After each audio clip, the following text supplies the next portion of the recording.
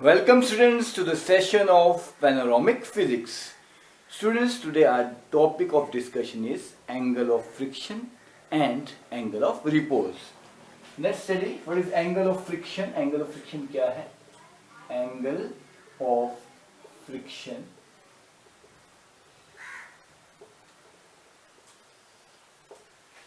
हमने फ्रिक्शन में पढ़ा है स्टूडेंट्स कैसे अगर कोई surface obviously it is friction is a contact force सबसे बड़ी बात and if these two surfaces are in contact obviously this block is pressing this surface with its weight mg and in turn it is having reaction जैसे हम पहले कह चुके हैं force हमेशा पेयर्स में एग्जिस्ट करेगी नाउ यहाँ पे applied force if it is capital F and if we regard force of friction as small f it will be applied here in this direction. यहाँ पे small f लगेगी, यहाँ पे आपकी applied force you can say FP लिख सकते हो, FA whatever you want to write or simply a capital F you can write here.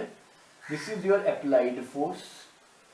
Applied force के against लगती है force of friction. Force of friction. Now what happens? Now this force of friction like that if we extend ये इतना हिस्सा this is अगर हम इसे complete कर देते हैं सपोज वी कंप्लीट हियर के बीच में अगर हम रिजल्टेंट बनाएं यहाँ पे this is resultant between force of friction this is your normal reaction this is your reaction this is your resultant R dash. To differentiate between normal reaction R and this, you can write R dash. कुछ books में N भी लिखा हुआ है, N for normal reaction, or you can write simply R, and here you can write R dash. And let us complete the parallelogram. Now this is the force of friction. Exactly इस force of friction की अगर हम बात कर रहे हैं, तो this same thing is here. This is also magnitude of force of friction. ये normal reaction R. This is the angle theta. ये angle theta. This theta is angle of friction. How? Let's see. ये क्यों मैंने इसे angle of friction क्यों कह रहा हूँ students? Just have a look. अगर आप यहाँ ध्यान से देखें तो अगर suppose this is R dash. Now tangent theta is basically perpendicular upon base. This area is perpendicular, that is your force of friction upon this is your base, that is normal reaction R.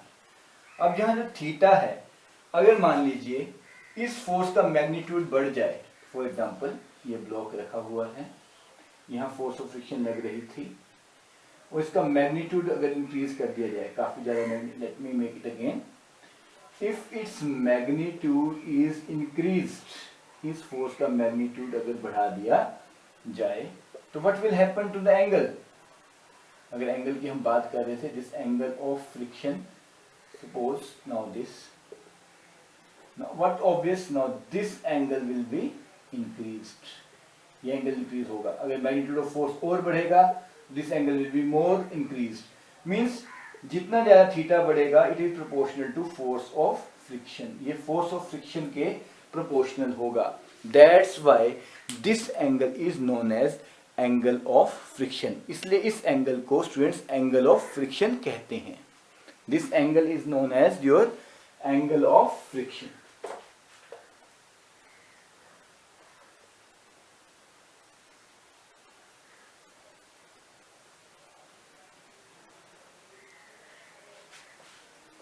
Now what will be the definition of angle of friction? If you go for its definition part, वो क्या बनेगा?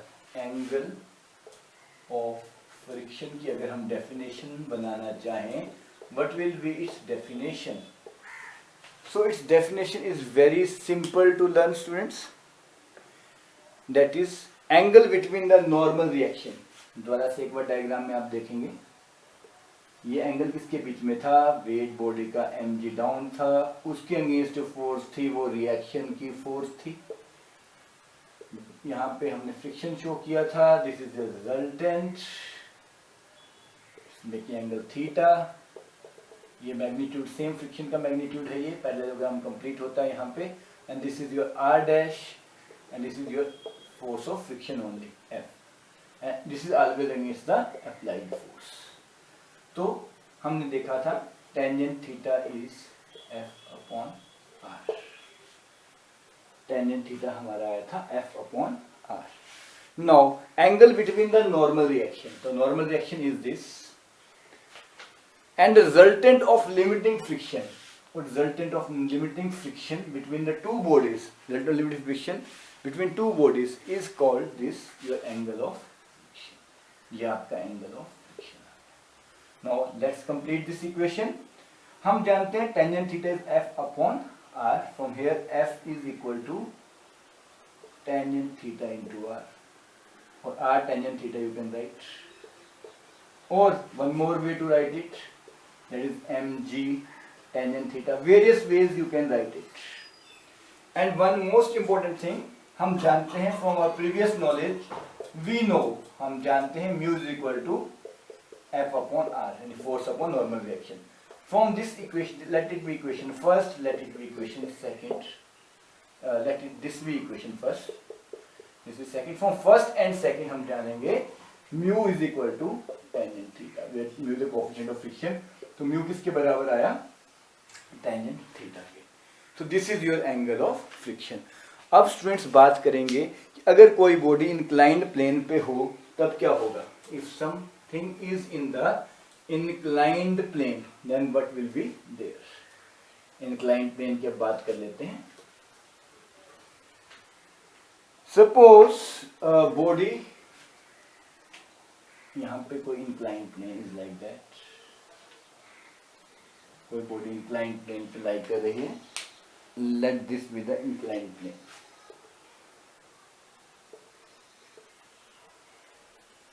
जब तक body यहां पे थी it was not sliding, हमने angle थोड़ा और बढ़ा दिया, अगेन नॉट स्लाइडिंग, हमने एंगल थोड़ा और बढ़ा दिया, and that result in the sliding of body या मोशन ऑफ बॉडी। और this type of motion of body, अब यहाँ पे बॉडी मूव करना शुरू कर जाएगी, तो this type of motion of body result in the friction. Now it is sliding down the inclined plane, means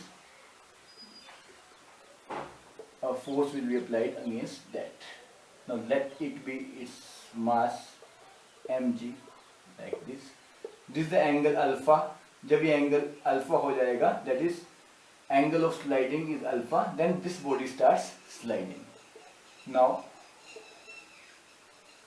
wait के अगेंस्ट जो इसका नॉर्मल रिएक्शन था, now it will be balanced by body का नॉर्मल रिएक्शन, यहाँ भी alpha बन जाएगा। If this angle is alpha, this angle is also alpha, by the mathematics this angle alpha now is balanced by mg cos alpha and this mg sin alpha। It has two components, one is mg sin alpha and one is your mg, this is against the applied force, force of friction के against ये force लगेगी। Now this is mg cos alpha, this is mg sin alpha, this is your weight mg downward। weight के दो components बन गए, one is cos alpha, one is sin alpha। Now again what will happen here, normal reaction R is balanced by mg cos alpha, normal reaction R is balanced by normal reaction alpha, and force F is balanced by mg sin alpha। क्योंकि इसका body का motion down side में है, obviously force of friction is acting opposite to it, and it is balanced by mg sin alpha। Let this equation be first, let this equation be second। On dividing second by first, we again get f upon r, that is mg sin alpha upon mg cos alpha। mg get cancelled, we have f upon r equal to tangent alpha। From here again f is equal to r tangent alpha लिख सकते हो, और one more result, we know mu is also f upon r। mu भी क्या था, f upon r। Students, before proceeding to any result, ये alpha is called angle of sliding या angle of repose। It is the minimum angle made by the inclined plane। एक ऐसा angle है inclined plane के द्वारा minimum angle at which उस point of time पे body जो है एकदम स्लाइड करना शुरू कर जाएगी इंक्लाइंड प्लेन पे। When this angle is reached, it is the minimum angle made by the inclined plane. किसके साथ? With the horizontal, with this horizontal, ये inclined plane angle such that body place inclined plane just begins to slide. इसलिए इसे angle of repose भी बोलते हैं। This is known as angle of, let me right it here only, इसे हम angle of repose भी बोलते हैं और इसे हम एंगल ऑफ स्लाइडिंग भी बोलते हैं, because obviously the body begins to slide. अब हम जानते हैं mu is F upon R and here this tangent mu is also tangent alpha, तो from here mu is equal to tangent. अभी हमने प्रीवियस रिजल्ट किया था mu is equal to tangent theta, तो it means tangent theta is equal to tangent alpha. उस result को अगर हम याद करें तो tangent theta is equal to tangent alpha. इससे साबित होता है theta is equal to alpha, that is angle of friction is equal to angle of repose. Angle of friction जो है एंगल ऑफ रिपोज के बराबर होगा।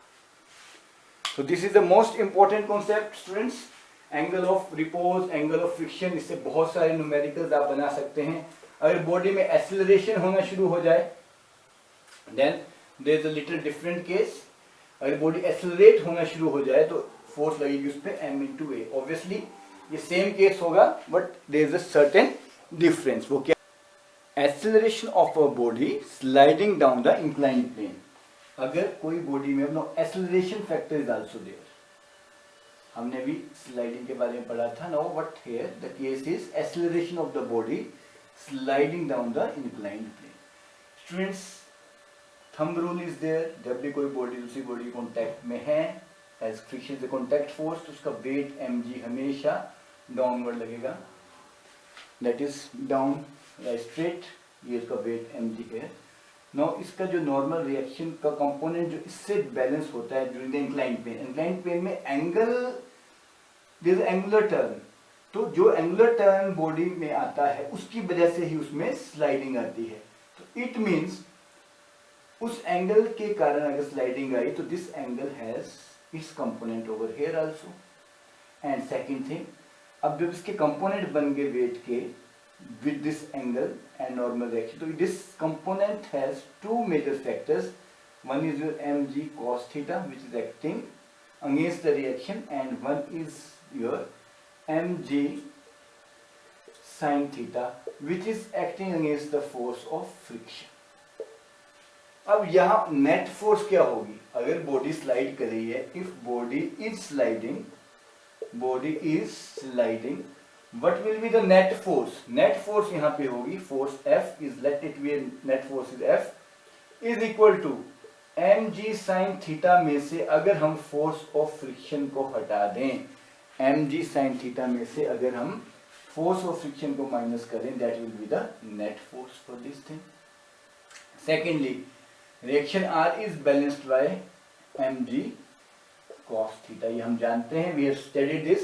हम एंगल ऑफ रिपोज को भी अभी हमने पढ़ा था।